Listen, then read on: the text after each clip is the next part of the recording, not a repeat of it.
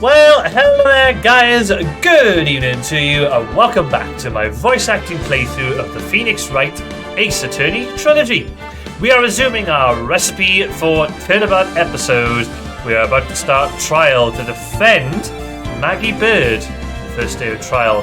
We have a fake Phoenix Wright that we've uncovered so far. We've had Mia perform her little sensual ways as a waitress. So big thanks to Virgo for the previous episode. Now, let's see what happens in our run-ins with Kudo once more. Hope you guys enjoy.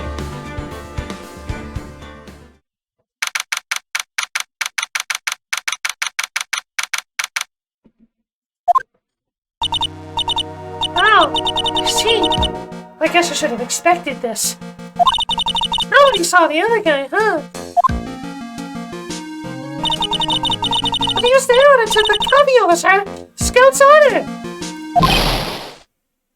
Maggie! Ah! Detective Gumshoe! Are you doing alright? How are you feeling? As if you need to ask either question, sir. Don't let him get you down, Maggie. Don't forget to eat well, okay? Roger. And you! Yes? You better square this case away, got it, pal? Maggie's innocent, you hear? If you screw up, then I'll be doing some squaring away myself.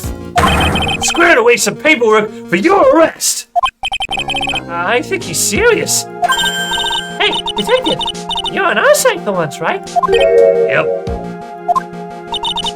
So you'll be able to help Maggie out, right? Really? Yes, sir?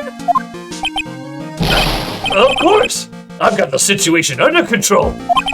I gotta be the first witness on the stand today. Something I say doesn't mess with the facts, make sure you point it out, alright? Sure. Okay, we're forming a united front today, pal. You get me?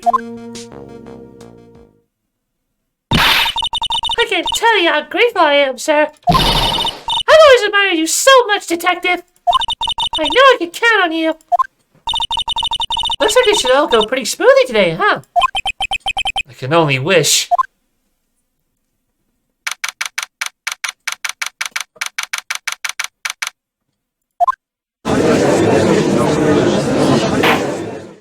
Orders now in session for the trial of Maggie Bird.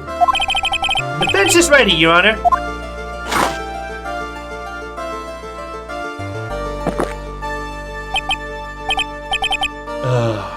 Better. Mr. Wright? Yes, Your Honor? What's wrong? Nothing.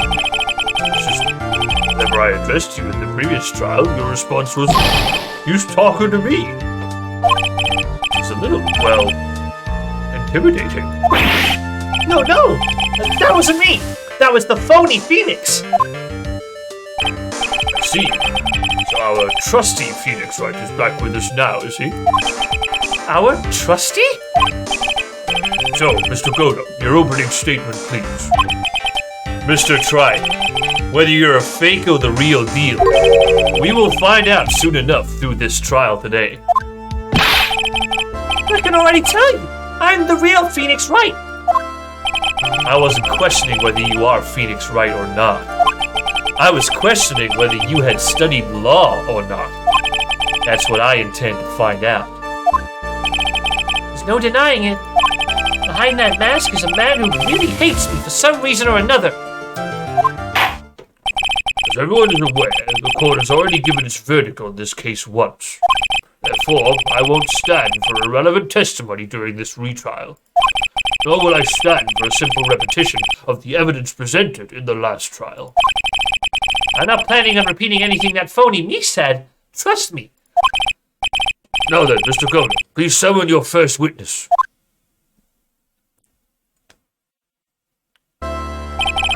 Let's start with the formalities, shall we?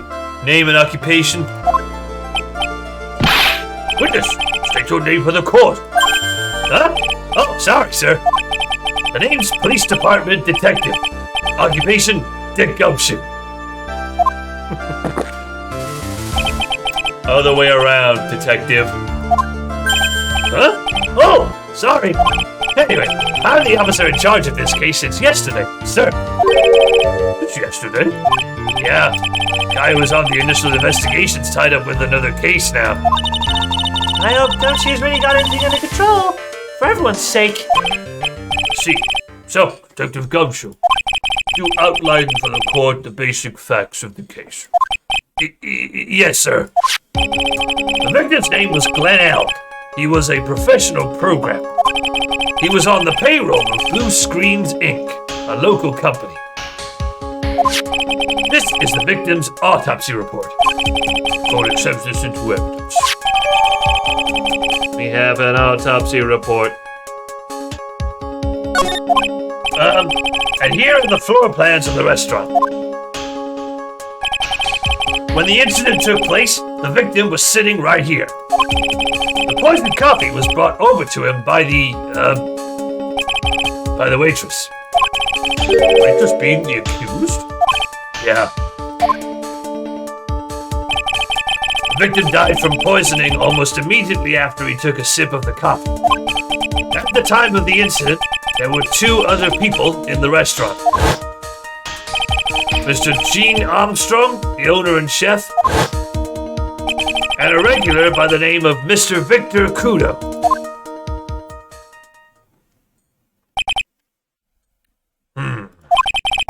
This seems to be a very straightforward case to me.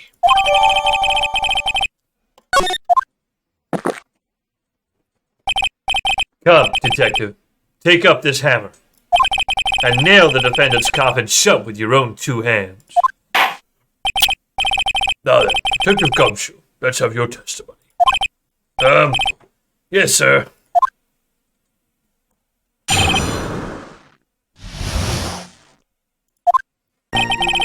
When the incident took place, the victim was alone at his table, sir. We understand that the guy, Glenn Elk, was listening to the radio at the time. Traces of poison were found in his coffee cup, and what we found was potassium cyanide. That stuff really packs a punch. And, it looks like Miss Bird might have had, well, some kind of a motive.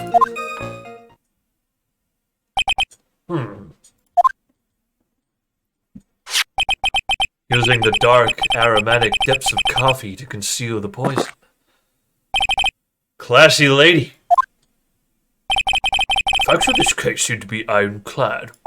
Mr. Wright, I would ask you to begin your cross-examination, but... Yes? Please, no intimidation tricks this time around. Is that understood? I already told you! That wasn't me!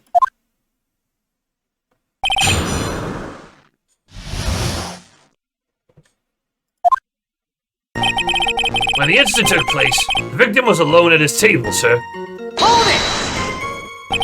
Can I stop you for just a minute? Huh? What is it? Did I say something that contradicts the evidence? He's so desperate for that to be true, he's practically crying. Your testimony just now doesn't match the testimony given by Miss Bird. She claims that there was another man at the victim's table. Yeah, that's what she said. Objection! What killer wouldn't say that when faced with a homicide conviction? Hey! Sadly, her testimony isn't supported by the owner or the other customer. Isn't that right, Detective Gumshoe? Yeah, it's true. Their 2 testimonies tie up on that. They both said there was no other guy at the table. What should I do? Should I press on this part a little harder or not? Well, maybe the other witnesses just missed him. Perhaps their view of the victim's table was obscured in some way. Huh. That argument is as weak as the coffee at Tribulations, trite. I have here in my possession a ticket. A ticket? Looks more like a photo to me. Yes, a one-way ticket to Guiltyville. Population, the defendant.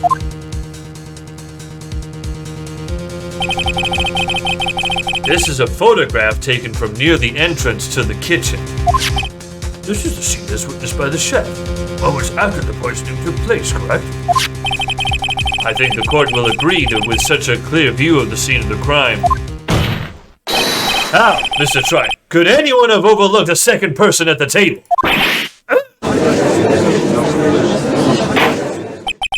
It certainly seems to show the victim's table extremely clearly.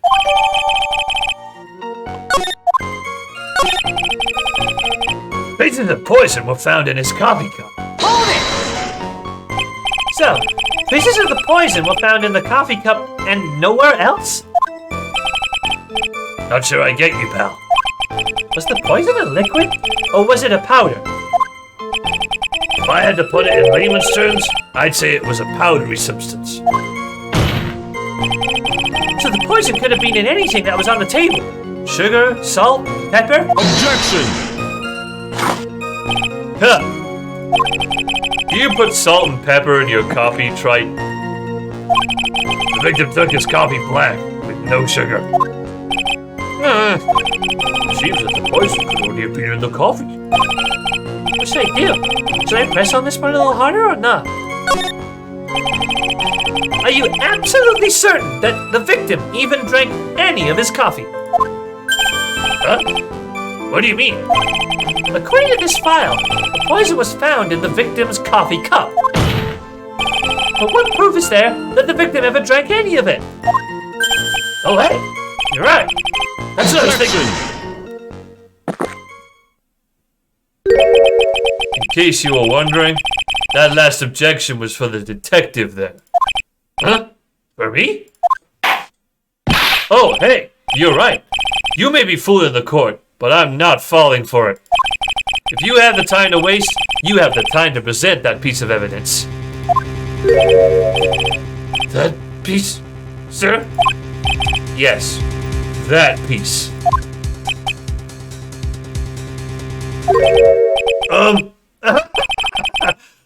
What piece was it again?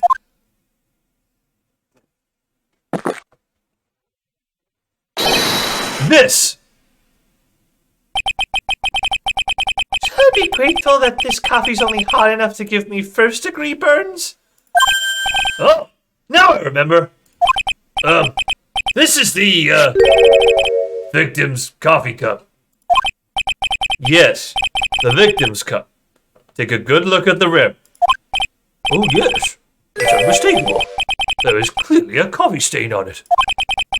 Conclusive proof that the victim did drink the poisoned coffee that was in this cup. The victim gulped down the bitter death that the waitress brought to him. Like this! For the record, the only prints on the cup were the victims and the defendants. Alright, we got a coffee cup. Upon further investigation of this cup, we found a certain chemical substance. And, it looks like Miss Bird might have had, well, some kind of a motive. Hold it! Some kind of a motive? Yeah, but if you ask me, it's been blown way out of proportion. Objection! You know what my golden rule is, detective? Chuck out a bad cup of coffee. You can always get another. Huh?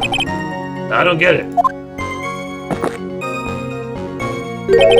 I'm saying, we can always get another witness on the stand if we have to chuck you out. Oh. So stick to the facts, detective. Now then, what was Miss Bird's motive? Come on, Gumshoe. She was... They said she wanted to steal a lottery ticket. I knew it. That's what we heard yesterday, too. Disappeared from the scene of the crime. It wasn't just any lottery ticket. It was a winning ticket for $500,000. Mr. Armstrong knew about the ticket too, didn't he? But he stole the wrong one. Then, is it possible Maggie stole the winning one? What should I do? Should I press on this part a little harder or not? Wait a minute. The mere fact that the lottery ticket disappeared in no way implicates my client. I have here in my hand the very ticket in question. That's the $500,000 lottery ticket? One of the female police officers found it when she was conducting a search of the defendant. What? Order! Huh. She's quite a lucky bird, our little waitress. You will submit that ticket as evidence to the court immediately. I'd better keep an eye on that ticket. The way the judge's voice is quivering. This ticket was presented to the court in the previous trial too. It feels heavier now somehow. $500,000, you say? It's just a scrap of paper. What matters is where it was found, Your Honor. And that's on Maggie's person, unfortunately. That's enough. The facts of this case seem overwhelmingly clear to me. The defendant had ample opportunity to commit the crime of which she is charged. Furthermore, it seems beyond reasonable doubt that she did indeed commit this crime. I like an old man who knows the score. There's also the matter of the $500,000 lottery ticket. That alone provides a very credible motive. I mean, for that sort of money, even I would be tempted to bend the rules. I don't mind an old man who is weak to the siren call of money. Not good, Nick. The evidence against Maggie is starting to pile up fast. Yeah, that's because the court has ruled guilty once already. I'd say it's about time to wrap up this repeat performance. With one final, decisive piece of evidence. He's got more evidence against Maggie? This is the apron the delightful Miss Bird was wearing at the time. Ah, that's not the cleanest apron I've seen. That stain looks like... It can't be blood, can it? Yeah. It seems the star of our play was a little flustered. And somehow spilled coffee on herself. Coffee? That's not exactly the first thing that caught my eye. Of course. The coffee stain isn't the most interesting thing about this apron. No, there's something else that stands out even more. Something else? I presume you mean... Of course, I'm referring to the pocket. The pocket? A search carried out right after the incident uncovered this. Potassium cyanide. The very poison used by the killer was in her apron pocket. A bottle of poison in Maggie's pocket? Yeah, and Maggie's prints were the only ones on it. What? Order! Order! Order! The court will accept these items into evidence. Got that?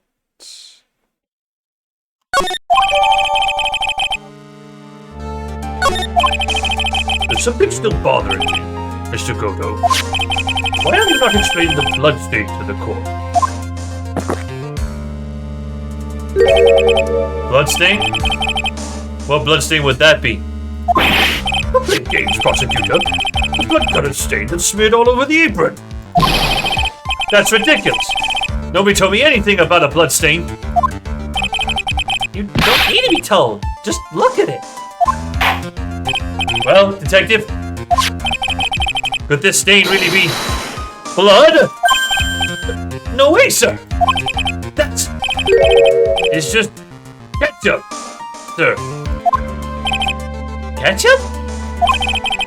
She must have gotten some on her apron while taking someone their breakfast that day. You could have spoken up a little sooner, Detective Gumshoe.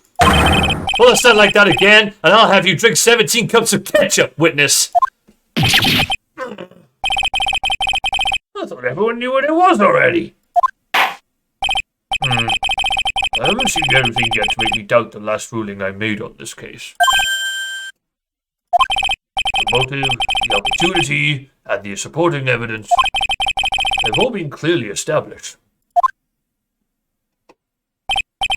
Well, Trite, it seems you really are a phony after all. Ah, you really know how to drive a man nuts. Witness, please continue with your testimony. Describe for the court the crime scene. Describe for the court the crime scene and the findings of your investigation there.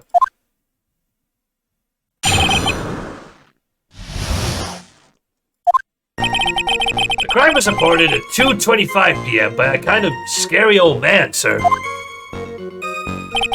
Poor Maggie had passed out from the shock. It must have been real tough for her. The victim didn't have any identification on it, but we figured out who he was pretty quick, and then the investigation went smoothly. When Maggie was searched, we found the lottery ticket and the bottle of poison. And that was it. There was nothing else missing from the crime scene.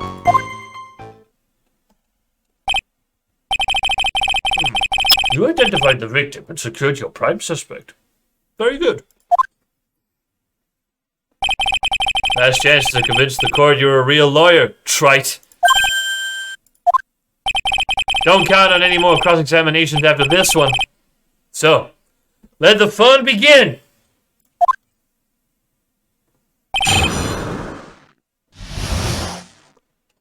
But we figured out who he was pretty quick, and then the investigation went smoothly. Hold it! Wait a sec. Huh?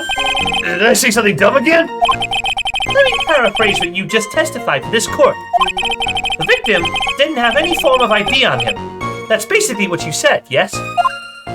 Yeah, basically. In that case, how did you be able to identify the victim so quickly? Oh, that. He's so let down. He's got the whole sagging shoulders and puppy eyes thing going. There was a prescription bag on the victim's table along with the lottery ticket. It seems Mr. Glenn L. visited the doctor before he went to Tribulations. We got the victim's name from the medical records of the doc who prescribed the meds. That's a reliable enough source for the court. What should I do? Should I leave this alone or ask you to hear more?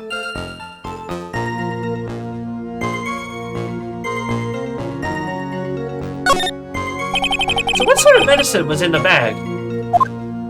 Well, actually, the bag we found was empty. Huh? Yeah, completely empty. It was completely empty? Interesting. Huh.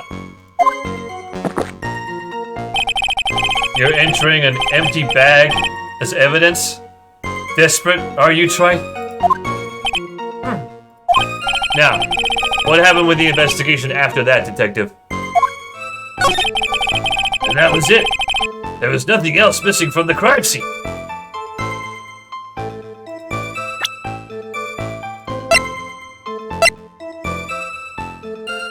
Objection! Detective Gumshoe, I think I should point out something to you. There's just one small contradiction in your testimony. Oh, finally! I'm getting all anxious just waiting, so hurry up, will you? You testified that nothing else was missing from the crime scene.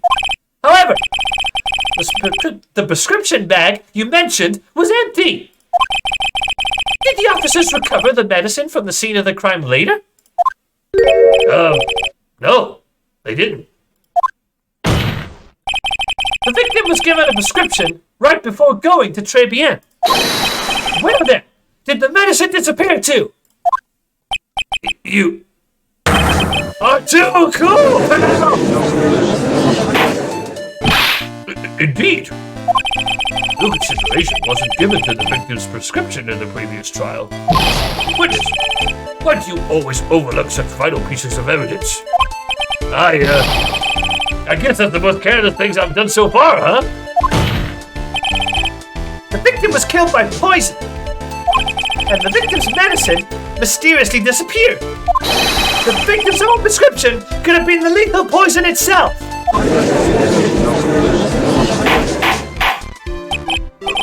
Order! Well, Mr. Kudo, What do you have to say to that? Huh. That's all. What? Read for the court the name of the clinic on the prescription bag, if you will. What's the clinic's name got to do with anything? New ear otolaryngol... Oh. Let me read that. New ear otolaryngol... No. I'm having trouble with this. New ear otolaryngological clinic. Otolaryngological? Just what kind of illness was the victim suffering from, Mr. Kudo? Hardly an illness, Your Honor.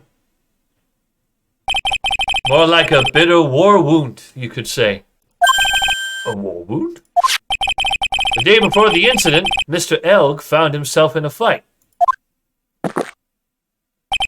He took a blow to the side of the head and ruptured his eardrum.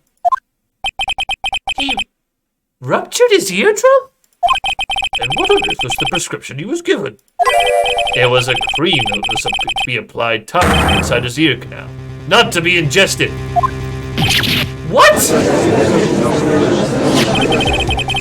It's mentioned in the autopsy report, if you read the fine print.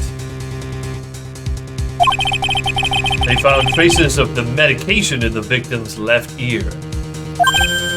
Yes, here it is. In very, very fine print. It seems Mr. L correctly applied some of this medication while he was at Tribulations. Therefore, it would be absurd to believe that he would have eaten this medication. Seems that this medication isn't relevant to the case after all.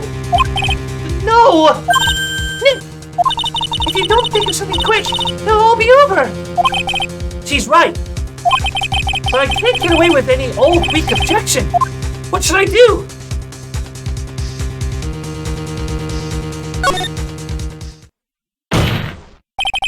Only moments ago, Mr. Kudo made the following statement.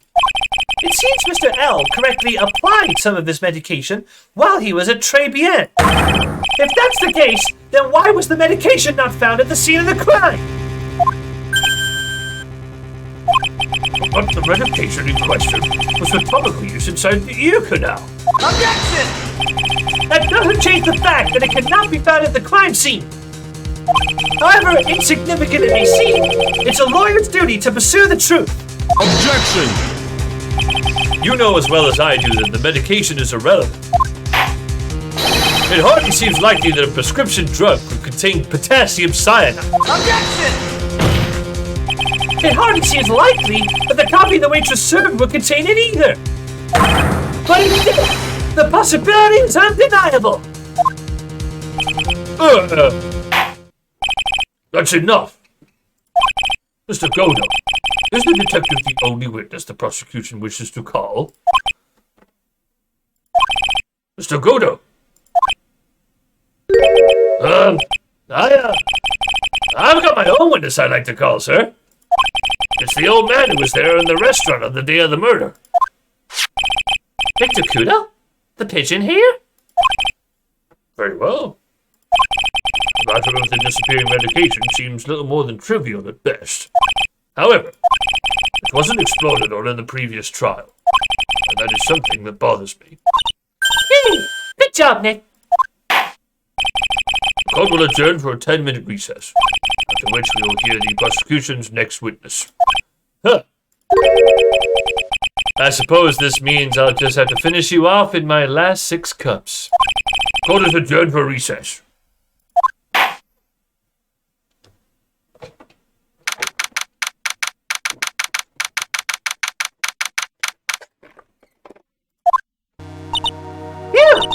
That was close. Tell me about it. I nearly died in there. That's my line, sir. No, it's my line. I think I really did die a little bit. Looks like we all nearly died in there. I can't believe Detective Gumshoe. How can you betray us like that? Huh? He said he'd help me. But he totally set me up. I don't think he meant to do that, Maggie. He was backed into a corner. I mean, the guy's gonna do his job, right? It's okay. I know all about his lies and betrayal. I've had them my whole life. But it really hurt this time. It felt like someone punched me hard in the stomach. I hate that guy. I won't ever see him again. What a gumshoe. So the next witness is going to be that old guy from the park, right? Yeah, Mr. Kudo, lover of waitress outfits and projectile seeds. I bet he's gonna be really stubborn. I mean, he's pretty set in his ways, you know. Yeah, he's a big old grouch. Are you gonna be able to handle him, Nick? Yeah, I can take whatever he throws at me, even those never-ending bird seeds.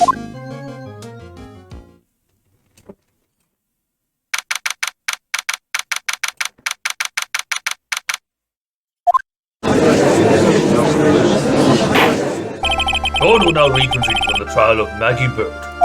Mr. Kudo, your next witness, please. Prosecution calls the lucky old-timer who caught the show over a cup of coffee. Will the witness please take the stand?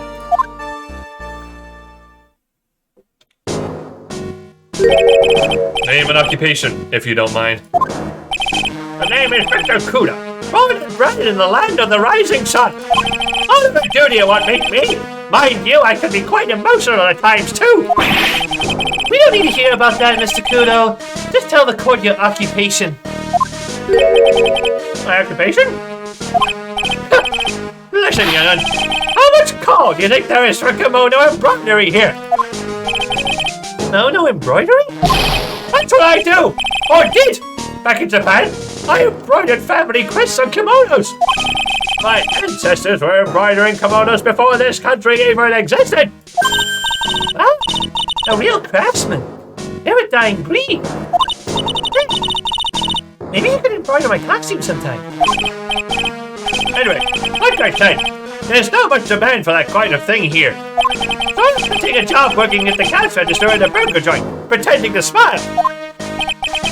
That burger joint would have been better off putting him in the kitchen. Now then, witness, were you in the restaurant at the time of the incident? Oh, yes. I was eating some seeds over a cup of cappuccino. Seeds? What do you think these are, I see. So you saw everything that happened, Gramps? Did I? Oh, yes. Oh, yes, I did. I saw it all. Then please, tell the court. We're all ears. Sure. I'll tell you. I'll tell you every last detail. He's really getting into this.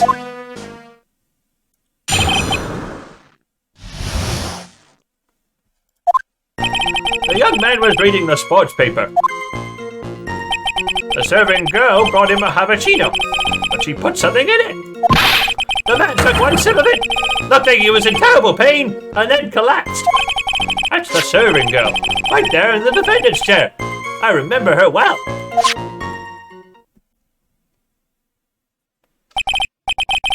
Mr. Kudo, she is not a serving girl. Please refer to her as a waitress. You're as bad as the rest of them. All these newfangled words. What's wrong with the old-fashioned ones, Newfangled? All this talk of radios and glasses. It's wireless and spectacles, I tell you. Excuse me? Listen to me, everyone! Don't forget the old values! Don't let the good old days slip away! Well, I think it's time to begin the cross-examination, Mr. Wright. Yes, Your Honor.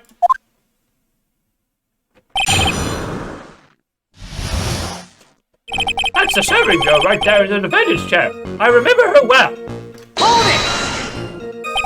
You said I remember her well in reference to the waitress. Does she have any particular features that you can identify her by? Particular features? It's a disgrace, that's what it is. Sorry? You can see all the way up to her. You know, she's practically naked in that uniform. Objection! So the particular feature you recognize about the waitress is her outfit? But anyone can wear just such a uniform. Even me. Mr. Wright, please spare the court of any further mental anguish from that image. Don't get all excited, Nick. You've got to keep yourself together. I guess I got a bit carried away. There are other things I recognize about her, too. He seems pretty sure of himself. What should I do? Sir, you saw a waitress take the coffee over to the victim. But what matters is whether that waitress was Maggie Bird or not. Quite right. Mr. Kudo, there's other features that you recognize about the defendant. I would ask you to add them to your testimony. Sure. There was a ribbon in her hair, and her apron straps were loose. Hold it! You do seem to remember several details about her appearance. But what about the most crucial detail of all? Her face. As if I wouldn't remember that. Objection! The witness noticed the straps on the accused apron. He's unlikely to make a mistake about her face. That's right. I can even tell you the color of the ribbon in her hair. It was red. So you see, there's nothing wrong with the witness's eyesight. There's no doubt he remembers the waitress pretty well. What should I do? I get the feeling there's something more to this somehow.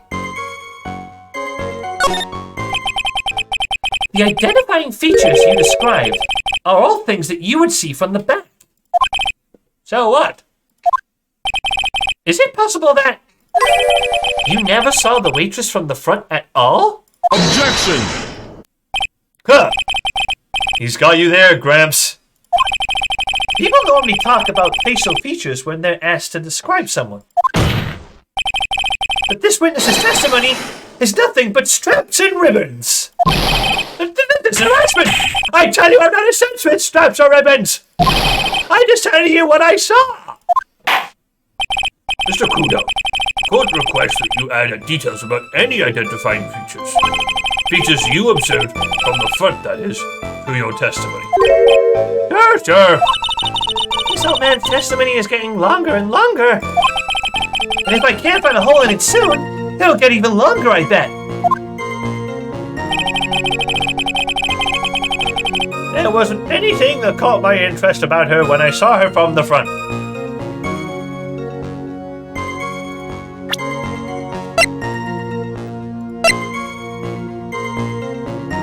Objection! Mr. Kudo, I would like you to please take a look at this.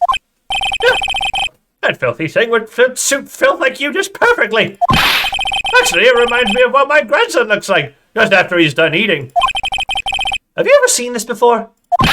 Of course I haven't. Do you think I'd forget something as dirty as that? Well, you half-witted clot!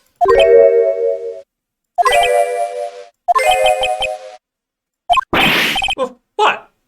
What is it? Ever since I said you half-witted clot, there's been an eerie silence in here. Mr. Kudo, this apron is the apron worn by the defendant on the day of the poisoning. And as you just said yourself, you wouldn't forget something like this. Which means, if you had really seen this apron before... Yes, you know what I'm getting at. You couldn't have possibly seen the waitress from the front. Oops. Witness, you can't just oops your way out of this. Huh. Well. Looks like we finally have a genuine trial on our hands.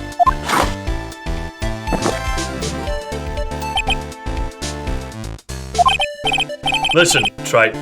Here are the facts. On the day of the incident, there was only one waitress in the restaurant. That being the defendant, Miss Maggie Bird. Exactly. And when that one waitress put the poison into the coffee cup, this old guy was watching. I hope you understand the gravity of the situation, Mr. Kudo. The fate of the defendant may rest on what you say you remember seeing. Just tell the court exactly what you saw, Gramps. You can rely on me, Captain.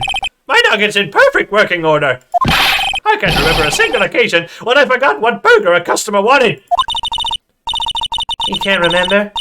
Probably more like he's messed up so many times he's blocking it out. Very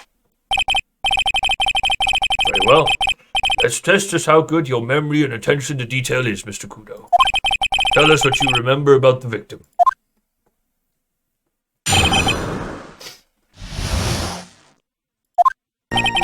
He was another one of those pesky young types, wearing a broken pair of spectacles. He had a newspaper in his right hand, and his noisy brat kept rustling its pages. The young man was listening to the wireless. I remember that well. Then the serving girl in question brought over the habachino. The little fidget picked up the cup with his free hand and took a sip. The testimony we have just heard was to test how credible the witness's memory is. It seems to me that he remembers the victim in a great deal of detail. Oh yes!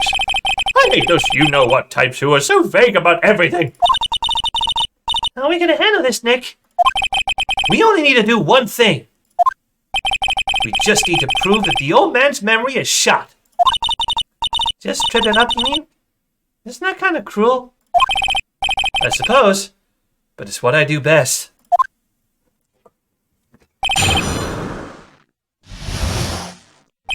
The little fidget picked up the cup with his free hand and took a sip.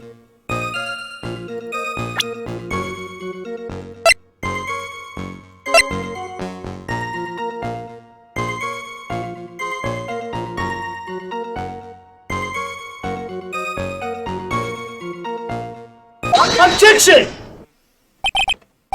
Mr. Kudo, do you remember what you were told at the start of this testimony?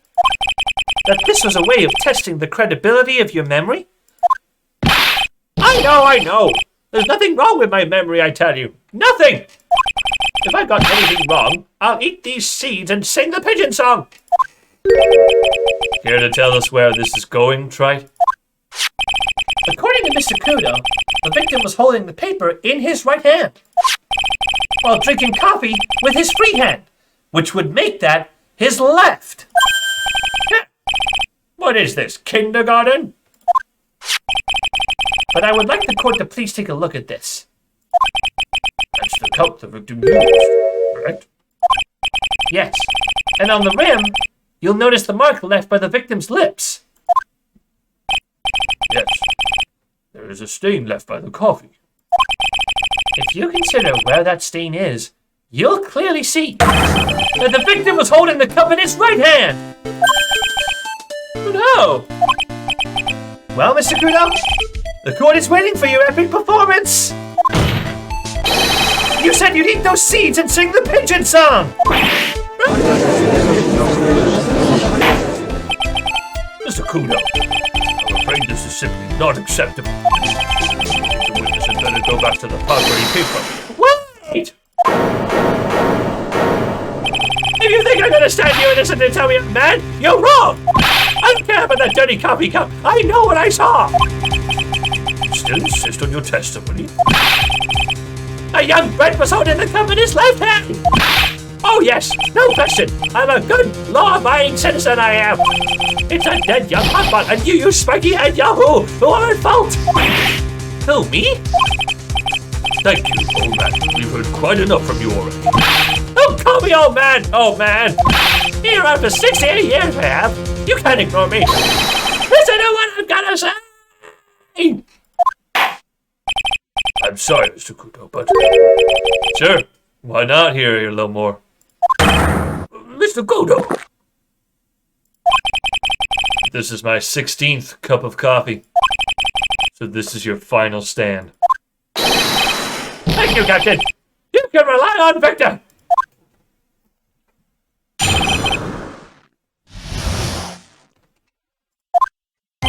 The boy was wearing the earpiece on the same side as the green lens of his specs.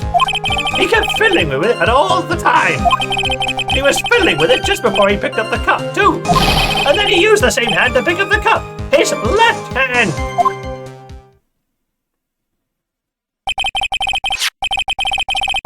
We know that the victim was wearing an unusual monocle over his left eye. It wasn't a monocle, Your Honor. It was a small computer monitor often used by programmers. A monitor? You mean like a television screen? The inside of the lens is a screen that displays computer data. It's called a HMD. It's a common tool in the victim's line of work. ACTV, DVD, CD, all these newfangled letters drive me mad. But they don't matter. I know what I saw, and I'm telling the truth. It's true. He doesn't seem to be lying. And those are the facts, in good old black and white.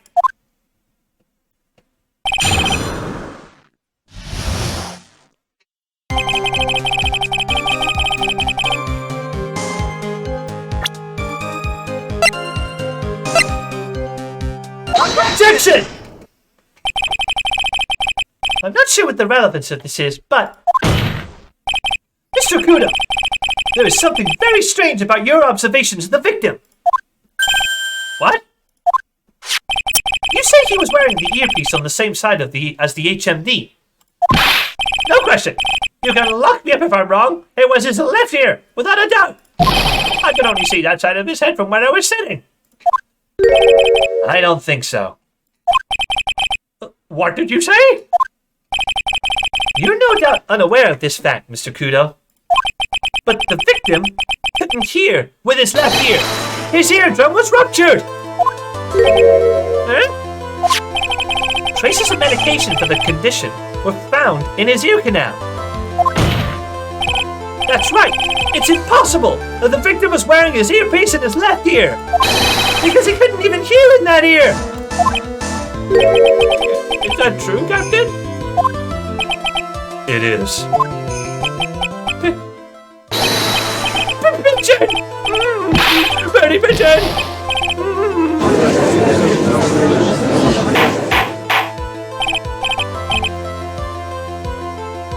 Order! This witness's testimony is completely unreliable. He only saw the waitress from behind. And he claims the victim was wearing an earpiece when we know his eardrum was ruptured. Well, Mr. Kudo? A single drop of milk is all it takes to destroy the pure black magic in the cup. This old man is my drop of milk.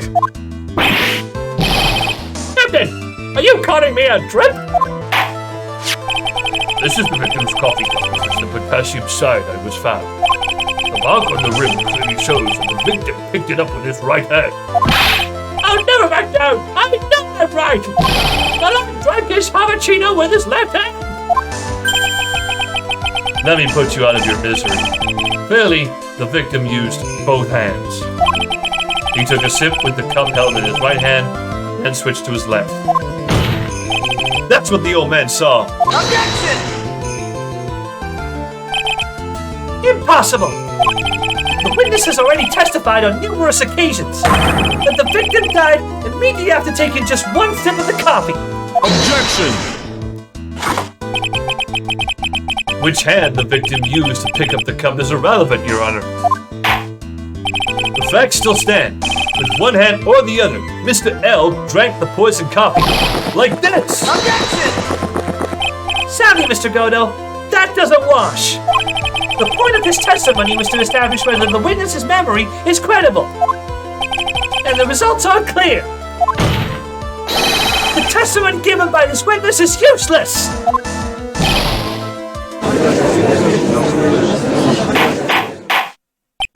I believe it is time to conclude today's proceedings. I am satisfied that the witness is not deceiving the court. But to be frank, his testimony is a farce. Do you have to be so frank? Take that, you pompous old fogey! I'm sorry, Mr. Kudo, you can't reach me from there.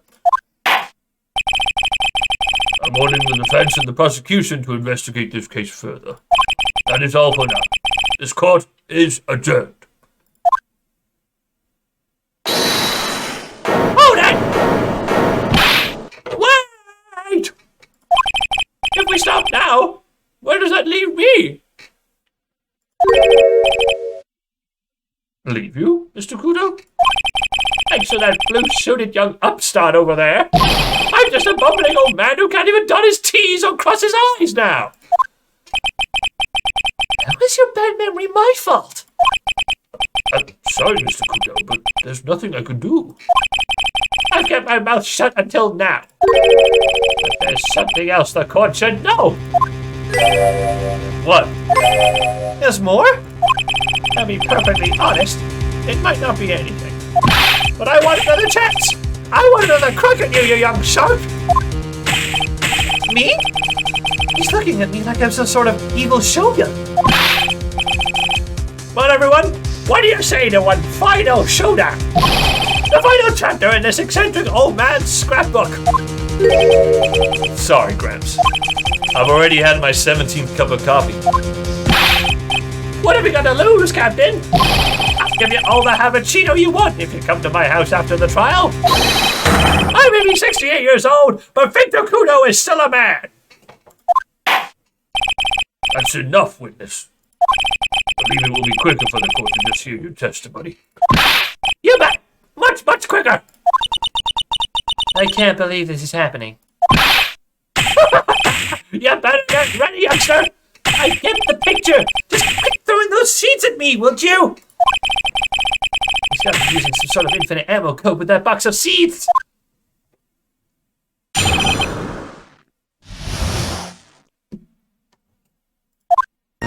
First of all, I want to stress that this might be nothing. I'm not too sure of myself. A young boy slumped over the table as soon as he took one sip of his Havachino. Well, the clumsy idiot upset the vase. He knocked it right over. It broke, and the strip of cloth covering the table got completely soaked. Well, how about that? Turn things upside down, hmm?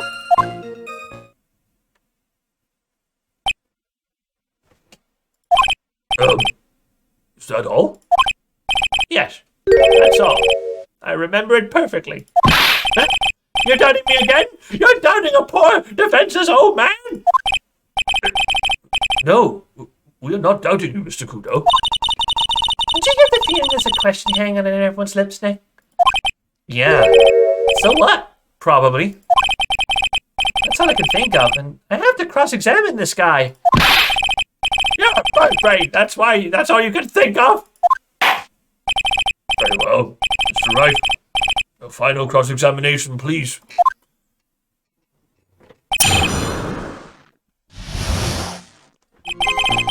Oh, the clumsy idiot upset the vase. He knocked it right over.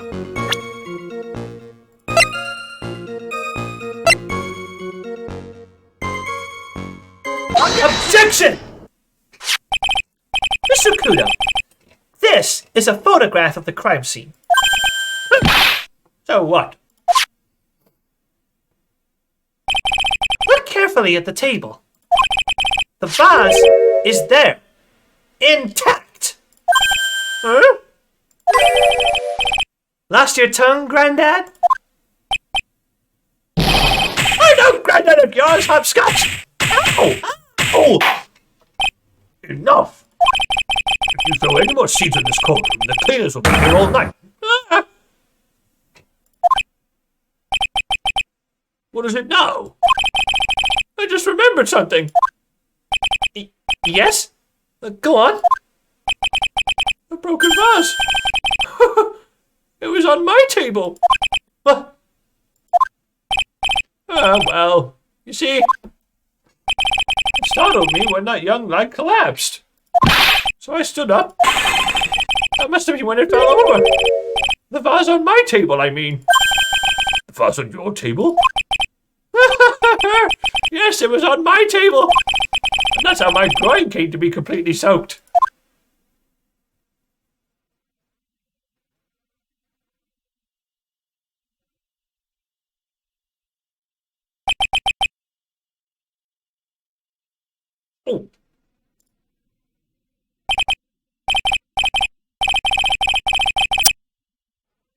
Oh. Thank you, Mr. Kudo. Certainly earned your kudos for today. I'd like to ask a question now. Have I been any use at all? Perhaps that's something you should reflect on yourself, Mr. Kudo. Wait a minute! If that's the case, there's more! I've got more to say! Oh yes! I remember something else! Bailiff, Escort the witness out of the courtroom. Listen to me!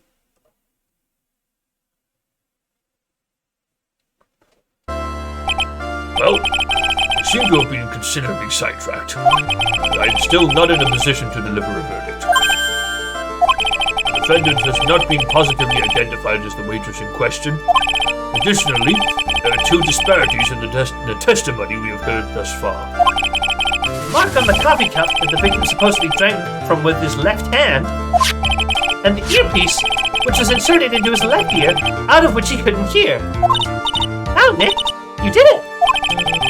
I therefore require both the defense and the prosecution to further investigate the facts. Yes, Your Honor. There is one more thing before I call today's session to an end. But one more thing, Your Honor? The witness we just heard from. He is most insistent that his testimony should be of use. He summarized it accordingly into this statement. Okay. You may each have a copy of it if you wish. Whatever. The prosecution doesn't need props like that. Everybody mad, huh? Yeah, I would be too. Very well.